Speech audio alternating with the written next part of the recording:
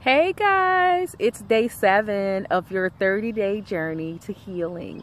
And today I want to talk to you about something that's just as self-destructive and toxic and unhealthy as competing and comparing and as people pleasing. And that thing is perfectionism. Many people today deal with perfectionism, and unfortunately social media and even print ads, magazines and things like that sometimes influence that mindset of perfectionism. What we see on TV, reality television, people see these people and think that somehow they've achieved the perfect life, the perfect body, the perfect whatever, the perfect career, the perfect spouse. And we believe that that level of perfectionism that we see on the internet, on TV, in magazines is real. It's not real, guys. Perfectionism is unhealthy. Perfection is not possible. It's not attainable. I see people that are already very thin saying things like, oh, if I could just lose 5 more pounds.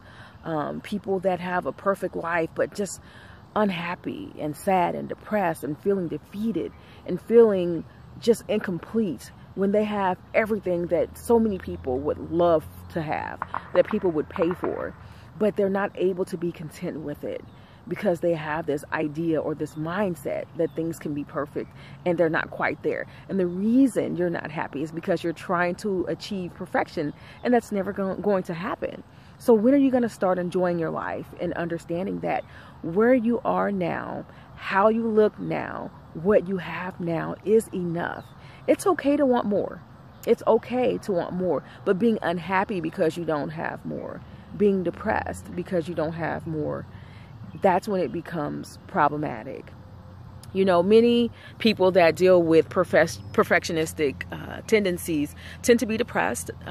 They tend to have things like eating disorders, sometimes even social anxiety, because they're perceiving how other people are going to see them or view them. And so they're criticizing themselves all the time. Perfection simply means that you're free from flaws or free from defects. Pretty much that there's no room for improvement. And we all know that's false. That everything and everybody has room for improvement unless you're God. But, perfectionism is very unhealthy, and it can be self-destructive. You're constantly criticizing yourself.